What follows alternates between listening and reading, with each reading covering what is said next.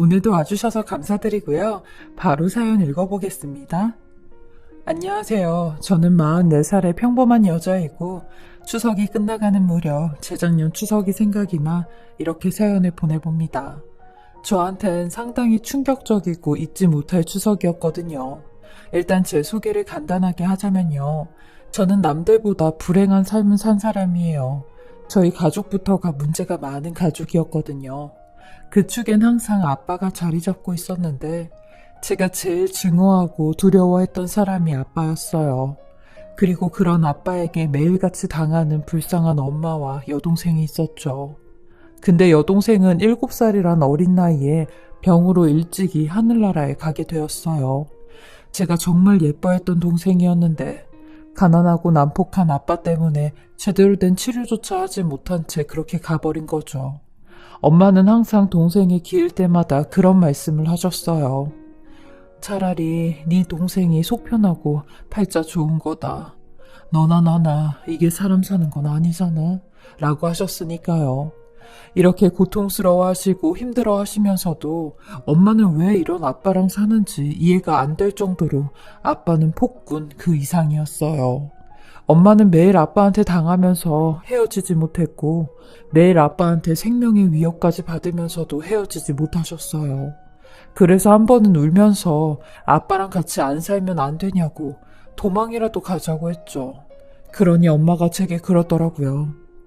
옛날에 엄마가 너를 가졌을 때 네 아빠로부터 도망을 친 적이 있었거든. 근데 네 아빠 그날 나를 어떻게 찾아왔는지 나를 찾자마자 하는 말이 그러더라. 네가 나를 도망친다고 내가 너를 못 찾을 줄 알았냐? 나는 지옥 끝까지 너 찾아가. 그러니까 까불지 말고 살아. 라는 그 말을 듣는데 얼마나 소름이 끼치는지 아니? 이건 이혼을 해도 제대로 된 삶을 살 수가 없겠구나 라고 생각했어. 그래서 엄마도 이렇게밖에 살 수가 없는 거고 엄마가 힘도 없고 능력도 없고 바보 천치 같아서 미안해 지우야. 엄마가 많이 미안해 지우야. 라며 절 끌어안고 한참을 우셨어요. 그때 저를 그렇게 끌어안으며 미안하다고 하는 엄마에게 괜찮다고 그래도 엄마는 누가 뭐래도 내 엄마라고 따뜻한 말 한마디라도 해줄 걸 아직까지 후회가 돼요. 왜냐면 저의 영원한 편이자 정신적 지주인 엄마가 스스로 인생을 포기하셨거든요. 아빠가 영원히 잡으러 갈 수 없는 하늘나라로 동생을 따라가셨어요.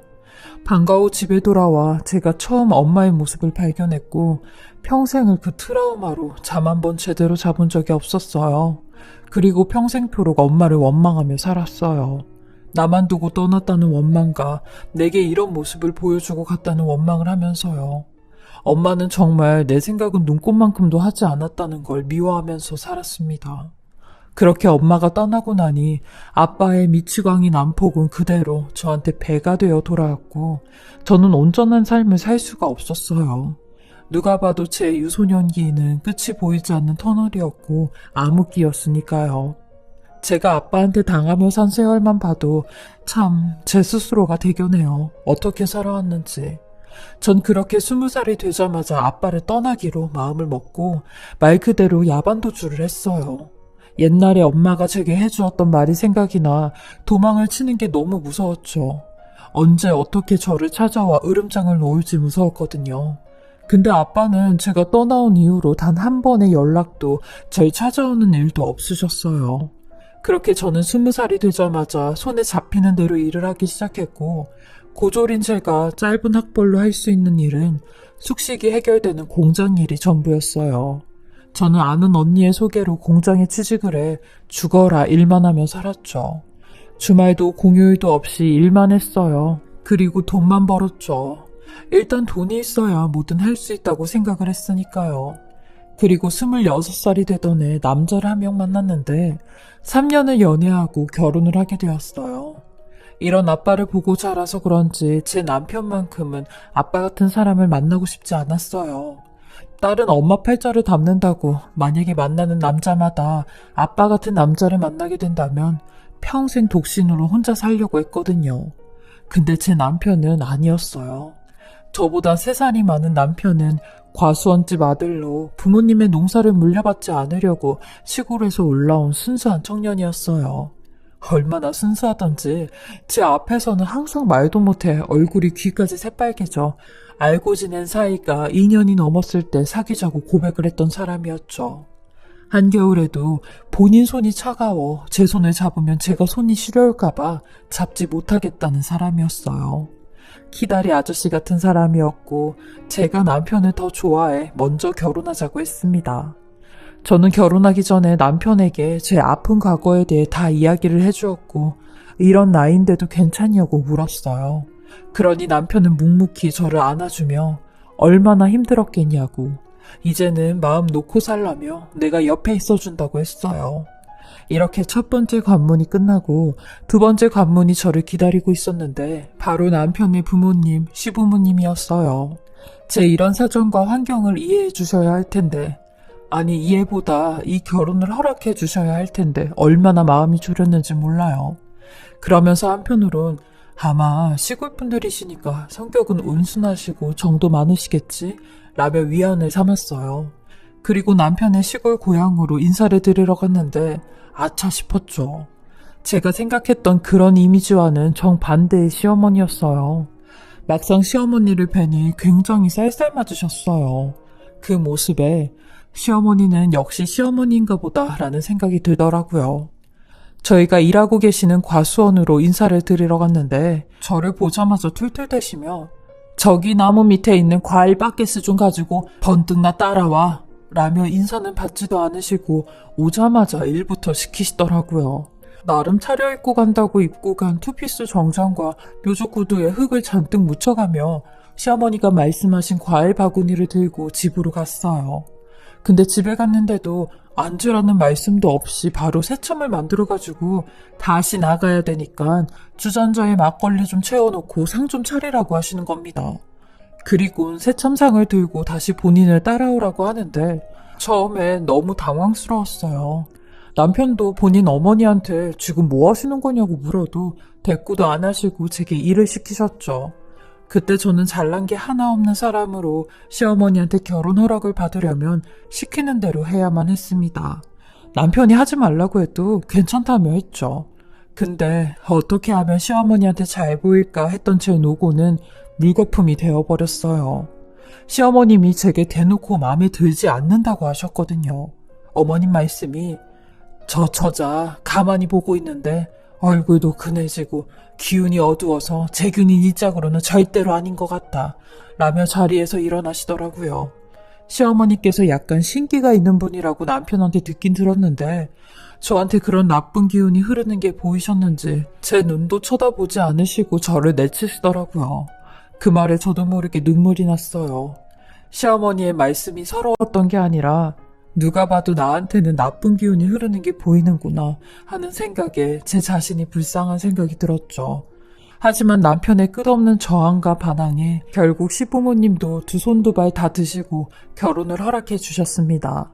8개월에 걸친 성과였죠. 저는 제 가족 사정을 시부모님한테 말씀드려야 했는데 남편이 하지 말라고 하더라고요. 제 가족 얘기까지 하면 어머님께서 더 노발대발 하실 게 뻔하다며 얘기하지 말고 선의의 거짓말로 엄마는 편찮으셔서 돌아가셨다고 하고 아버지는 몇십 년째 연락이 안 돼 지금은 행방불명이라고 말을 하자고 입을 맞췄어요. 저도 거짓말한 건 너무 잘못한 일이지만 그땐 거짓말보다 결혼 허락이 더 먼저라고 생각해 얕은 마음에 그러자고 했네요. 그리고 무사히 결혼식 날까지 오게 되었어요. 결혼식 당일 신부 입장이 10분 전이라는 말을 듣고 두 손을 감싸며 떨려하던 그때 제 앞으로 누군가 허름한 옷차림을 하고 다가오는데 저는 그 얼굴을 보는 순간 들고 있던 부케까지 놓치고 말았어요. 평생 내 인생에서 지우고만 싶었던 사람, 바로 제 아빠가 제 앞에 나타난 거죠. 저는 두려움과 공포로 그 앞에 서 있었고 아빠는 이런 제 앞에 다가와 결혼 축하한다. 이제는 다 커서 얼굴도 못 알아보겠네. 라며 결혼식장에 혼자 들어가게 해서 미안하다는 말까지 하시는데 제가 알던 10년 전의 아빠의 모습이 아니었어요. 10년 전의 아빠였음 아마 제 머리채부터 잡았을 테니까요. 저는 그렇게 아빠를 냅두고 식장 안으로 들어가 결혼식을 진행하였는데 그 30분이 어떻게 흘러갔는지 무슨 말을 들었는지도 전혀 기억이 나질 않았어요. 그리고 식이 끝난 후 아빠를 찾으니 식장 밖에서 저를 기다리고 있더라고요. 그때 처음으로 제 남편과 시부모님께 인사를 하셨어요. 알고 보니 아빠는 먼 친척분에게 어떻게 제 결혼 소식을 듣게 되었고 아무리 그래도 딸인데 딸의 결혼식에는 와봐야 할 것 같아서 왔다는 겁니다. 그러면서 이제는 서로 연락을 하면서 지내자고 본인도 그동안 저랑 엄마한테 했던 것들 후회하고 많이 반성하고 있다며 용서를 구하고 싶다고 하는 겁니다. 그렇게 저는 아무런 의심도 없이 제 연락처를 알려주었고 한동안은 좋게 연락을 하며 잘 지내왔어요. 근데 이 인간 본청이 어딜 가지 않더라고요. 결국엔 저를 찾아온 것도 다 돈 때문에 찾아왔고 불황자 생활을 하며 지낼 곳이 없을 때마다 저희 집에 와서 깽판을 치며 몇 날 며칠씩 먹고 자고 난리를 쳐놓고 가곤 했어요. 아빠가 이럴 때마다 저는 남편에게 면목이 없어 미안하다는 말밖에 할 말이 없었고 저희는 이런 아빠를 피해 결혼 생활하는 동안 총 5번이나 이사를 다녔어요. 하지만 아빠는 남편의 직장까지 찾아가 남편을 괴롭히며 돈을 얼마만 해주면 2번 다시 연락을 하지 않겠다는 말을 몇 번이나 반복을 했어요. 결국 남편은 그 돈을 아빠한테 해주며 각서를 받았고 시댁에서도 이 사실을 알게 되었습니다. 물론 시어머니께서 가만히 안 계셨죠. 당장 이혼하라며 내가 이럴 줄 알았다고 이렇게 될 줄 알고도 결혼 허락한 내가 잘못이라며 이제라도 늦지 않았으니 당장 이혼을 하라고 펄펄 뛰며 성을 내셨어요. 저희가 이혼을 하지 않을수록 시어머니의 시집살이는 말도 못하게 심해지셨고 이혼할 때까지 시집살이를 시킬 거라며 제게 아프신 시아버님 기저귀까지 갈라고 했어요. 하지만 저는 시어머니의 시집살이 다 이겨낼 수 있었어요. 죄가 죄인이라 생각하며 아빠 대신 이 죄값을 받는다고 생각을 했습니다. 그래서 군말하지 않고 시어머니의 짜증과 시집살이를 다 했어요. 그러나 이 생활도 딱 8년 만에 끝이 나게 되었어요. 저희 남편이 직장에서 사고를 당했거든요. 그리고 보름 동안 중환자실에서 있다가 하늘나라에 가게 되었습니다. 부모 복이 없는데 남편 복이라도 있어 다행이라 생각하며 살았던 제 인생에 제 전부였던 사람이 떠나니 미치겠더라고요. 남편이 남기고 간 것은 본인을 똑 닮은 아들과 산재를 당해 받은 소정의 보상금 뿐이었어요. 옥장이 무너지고 하늘은 핏빛이었죠. 시어머니는 남편의 소식에 쓰러지셔서 장례 치르는 것도 못 보시고 시아버지는 요양원에 가 계시니 오지도 못하셨죠. 그리고 장례식이 끝나 제가 시어머니를 찾아갔는데 시어머니는 절 보자마자 제 옷을 잡고 늘어지셔서 네가 내 아들을 그렇게 만든 거라며 내 아들 살려내라고 하셨어요. 그러면서 네 옆에 있는 사람들은 다 너 때문에 떠나는 거라고 제 몸을 이리 치시고 저리 치시고 땅바닥에 주저앉아 대성통곡을 하시는데 저도 그런 시어머니 앞에 무릎을 꿇으며 죄송하다고 했어요. 시어머니 말씀대로 제가 남편을 그렇게 만든 것 같은 죄책감이 몰려들었거든요. 제 아버지 때문에 자주 괴롭힘 당하고 직장까지 찾아와 창피를 당했으니 얼마나 불안하고 조마조마했겠어요. 그 스트레스 때문에 항상 힘들어했던 남편의 얼굴도 스쳐 지나가고 뭔가 저한테 말하지 못한 근심이 있었던 것도 같아 이 모든 게 제 탓인 것 같았죠. 그래서 이 은혜를 남편한테 어떻게 갚을까 생각하다 남편이 원하는 걸 해주는 게 맞다고 생각했어요. 남편이 시어머니께서 연세가 들면 모시고 살고 싶다고 했거든요. 그래서 시어머니한테도 이 말씀을 드리며 남편 뜻대로 제가 어머님 아버님 돌아가실 때까지 모시겠다고 그게 제가 빚을 갚는 유일한 방법 같다고 하니 시어머니는 제게 너는 더 이상 내 며느리 아니다. 아니 나는 애초부터 너 같은 애는 며느리로 생각도 안 했어. 가! 라고 하시는데 시어머니의 그 차가운 말에 얼마나 소름이 돋던지 그 자리에서 한참 동안 무릎을 꿇고 일어날 수가 없었습니다. 그러니 시어머니는 이런 제게 소금까지 뿌리며 내 말 안 들려? 당장 내 눈앞에서 사라지라고! 라고 하셨죠. 저는 그럼에도 불구하고 매년 남편의 기회 전마다 하루 전에 시댁을 내려갔어요. 그러면 제가 갈 때마다 시어머니는 집 밖에서 문도 안 열어주시고 개차반으로 소금을 뿌려 드시는데 물벼락을 맞은 적도 있었죠. 그렇게 시어머니의 모진 문전박대에 저 또한 가기가 너무 망설여졌는데 남편 가고 딱 3번째 맞는 기일날이 재작년 음력으로 추석날이었어요. 이번에는 추석 겸 남편의 기일 겸 꼭 가야만 할 것 같아 시어머니를 찾아뵈러 갔죠. 시어머니도 항상 명절에는 아무도 안 와 혼자이셨거든요. 저는 일부러 제 아들은 아는 언니에게 맡기고 혼자 내려갔어요. 혹시 아들까지 데리고 갔다가 무슨 변을 당할지 모르니 그런 건 안 보여주는 게 낫겠다 싶어 혼자 간 거죠. 차도 없이 과일이니 홍삼이니 양손 가득 바리바리 싸서 고속버스를 타고 시댁에 도착을 했어요. 그러니 저 멀리서 제 모습을 본 시어머니가 매서운 눈으로 저를 또 죽일 듯이 쳐다보며 집 마당까지도 못 들어오게 나가라고 하는데 저랑 한참을 실랑이를 하던 그때 저 멀리서 덜끄럭거리며 오는 검정색 봉고차를 보자마자 시어머니가 다짜고짜 제 멱살을 잡으시며 너 나 따라와라 라고 하시는 겁니다. 저는 왜 이러시냐고 이거 놓고 말씀하시라고 하니 급한 표정을 하시며 제 말에는 대답도 안 하시고 멱살만 잡고 질질 끌고 가시는데 저희 시어머니 워낙 저에 비해 덩치도 크시고 힘도 세셔서 제가 감당할 수가 없었어요. 그리고 갑자기 저를 과일 저장 창고에 냅다 내팽개치고 눈 깜짝할 사이에 저를 가둬버리시는 겁니다. 저는 그 문이 닫히기 전에 기어서 시어머니 쪽으로 갔는데 그런 저를 보면서도 가차없이 문을 닫아버리셨어요. 그리고 곧이어 밖에서 고함 소리와 욕이 오가는 소리, 그리고 물건을 깨부수는 소리까지 들리기 시작하는데 저는 그 껌껌한 저장창고 문에다 귀를 대고 밖의 상황이 어떻게 된 건가 가만히 듣고 있었어요. 그러니 아주 익숙하고 소름 끼치는 소리가 들리기 시작하는데 바로 저희 친정아빠의 목소리였습니다. 자세한 대화 내용은 들리지 않고 목소리가 큰 아빠의 소리만 들리는데 저는 떨리는 손으로 핸드폰을 찾았고 112에 신고를 해 지금 빨리 와달라고 했어요. 그러니 얼마 안 돼 경찰차 소리가 들려왔고 몇 분 후 밖이 조용해졌어요. 그리고 곧이어 저장 창고 문이 열리는데 저는 벌벌 떨면서 시어머니한테 이게 다 어떻게 된 일이냐고 이게 다 무슨 소리냐고 물었어요. 그러니 시어머니는 그간 있었던 모든 일을 이야기하기 시작하시는 겁니다. 그 말을 듣고 시어머니를 붙잡고 땅에 주저앉고 말았어요. 저희 친정아빠가 2년 동안 남편의 기일마다 저희 시댁을 찾아왔다는 겁니다. 제가 살고 있는 집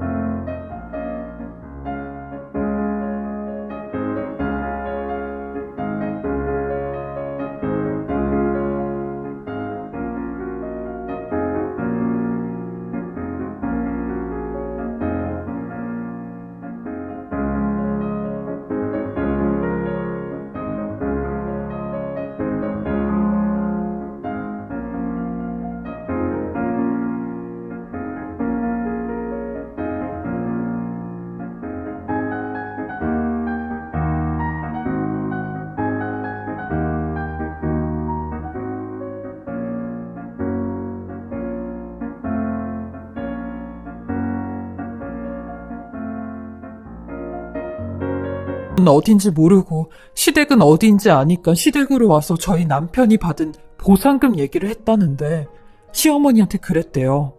내 딸이 그 돈 가지고 있을 테니까 어디에 사는지 말하라고. 안 그러면 내가 매번 댁내 아들 길마다 와서 내 딸 여기 오는 거 기다리고 있을 테니까 라고 했다는데 아빠는 제가 남편의 길마다 시댁에 올 수도 있다는 걸 알고는 이렇게 저희 시댁에 왔다는 겁니다.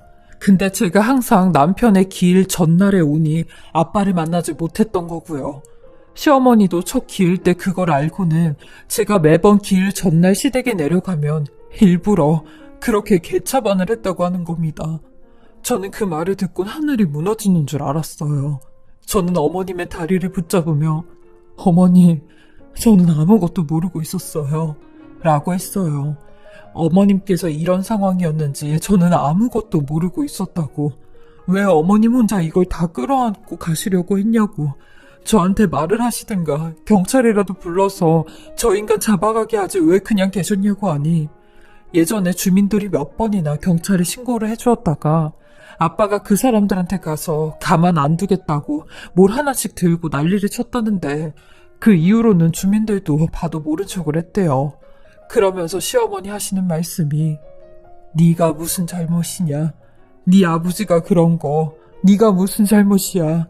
라고 하시는 겁니다. 저는 그런 시어머니에게 어머님께서 여태 제가 미워서 제가 싫어서 그런 건 줄 알았어요. 라고 하니 시어머니는 이런 절 보며 내가 널 처음 봤을 때 네가 우리 아들 옆에 있으면 우리 아들이 안 좋을 걸 알면서도 그거 다 포기하고 너를 선택한 거다.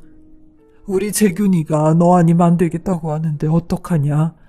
자식 이기는 부모 없다고 자식이 그러고 싶다는데 내가 마음을 굳혀야지. 그리고 솔직히 너한테 그렇게 모진 시집살이를 시킨 것도 일부러 네가 나 때문이라도 실증이 나서 이혼을 한다고 했으면 해서 그랬다. 근데 너는 항상 한결같더라. 둘이 그렇게 죽고 못 살고 내가 이렇게 너를 괴롭혀도 좋다고 하는데 어른이 돼서 니네 두 사람을 끊어놓으면 되겠나 싶은 생각이 들었어. 그래서 너를 내 며느리로 받아들이려고 했는데 재균이가 저렇게 되니 네가 그냥 또 미워지더라. 결혼만 안 했더라면 내 아들이 이렇게 안 됐을 텐데 싶어 괘씸하고 싫었지. 근데 네 아버지가 그러는 걸 보고 어느 순간 네가 또 안쓰럽더라. 나한테 죄송할 것도 없었는데 너는 나한테 죄송할 게 없는데 괜한 사람을 잡고 있는 생각도 들고 네가 불쌍해서 네 아버지로부터 내가 구해주고 싶었나 봐. 그래서 너한테 모른 척 했던 거야. 일부러 모질게 굴면서. 라고 하시는데 저는 시어머니의 이런 깊은 뜻을 알곤 바로 친정아빠가 있는 경찰서로 향했어요. 죽이 되든 밥이 되든 저를 위해 이런 희생까지 한 시어머니에게 더 이상 폐를 끼칠 수 없다고 생각이 들었죠. 시어머니는 절 말리며 똥이 무서워서 피하냐고 더러워서 피하는 거라고 했지만 저도 더 이상 숨고 참고 피할 수만은 없었습니다. 너무 화가 났어요. 그리고 경찰서에 가니 아빠가 대기를 하고 있더라고요. 저는 그런 아빠에게 당신은 진짜 인간 쓰레기라며 당신이 뭔데 내 남편 목숨값을 달라고 하냐고 그리고 당신이 뭔데 내 시어머니한테 그딴 식으로 난리를 치냐며 네가 진짜 사람이냐고 달겨들었어요. 어차피 당신은 이미 지옥불에 떨어질 거지만 도대체 어디까지 끝을 봐야 죗값 치를 준비가 됐냐고 난리를 쳤죠. 저도 그때 제가 무슨 말을 한지 잘 모를 정도로 길길이 날뛰었고 눈이 뒤집혀진다는 게 무슨 말인지 알 정도로 미친 사람처럼 발악을 했네요. 그리곤 그 자리에서 접근 금지 신청이랑 당신 더 이상 내 부모 아니라고 입양 신청할 거라고 했어요. 법원에서 등기 나오는 거나 잘 받으라고 했죠. 그러니 아빠라는 인간은 경찰서이니까 제게 이러지도 저러지도 못하고 들었다 놨다 하는데 저도 그런 인간에게 똑같이 들었다 놨다를 하며 어디 끝까지 해보자고 했어요. 저는 법무법인을 통해 법원에 접근 금지 신청을 하였고 2주 만에 결정이 되어 아빠는 더 이상 저와 시어머니에게 일정 반경 이내에 접근 금지와 함께 주거지에 메시지 등의 송신 금지를 명하는 결정을 받는 결과를 가져오게 되었어요. 그리고 이를 어길 경우엔 1,000만 원 이하의 과태료가 부과되는 걸 아주 명백하게 알렸죠. 그러니 법 앞에선 깨갱하는 아빠는 아무런 행동도 하지 않게 되었어요. 그리고 제가 말한 성인 이병동에서도 아빠에게 받아냈습니다. 시어머니가 제게 그랬거든요. 이렇게 상처받은 사람끼리 서로 의지하며 서로 두 손 잡고 사는 것도 괜찮다며 너 내 딸 할래? 진짜 내 딸이라고 하셨어요. 시어머니도 먼저 간 제 남편을 제 아들로 그리워하며 남은 생을 보내고 싶다고 하셨고 저 또한 더 이상 아빠의 자식이 아닌 시어머니의 자식으로 사는 게 나을 것 같아 그렇게 한다고 했습니다. 알아보니 현행법상 특별한 법적 제약은 없다는 변호사님의 말씀에 저는 시어머니이자 어머니가 생기게 되었어요. 그리고 도시에서의 삶을 다 정리하고 어머니가 계시는 곳에 내려가 현재는 과수 언니를 도우며 어머니한테 일을 배우며 살고 있어요. 저도 제 인생이 이렇게 풀릴 줄은 몰랐는데 너무 감사하고 뜻있는 인생이 된 것 같아요. 무엇보다 저희 어머니에게 제일 감사하죠. 지금은 제가 시어머니의 딸이 된 지 2년이 지나가는데요. 시간이 지날수록 나이가 먹을수록 어머니와 더 애틋하고 더 가슴 따뜻한 사이가 되었어요. 매년 추석만 되면 그때 일이 여러모로 생각이 나는데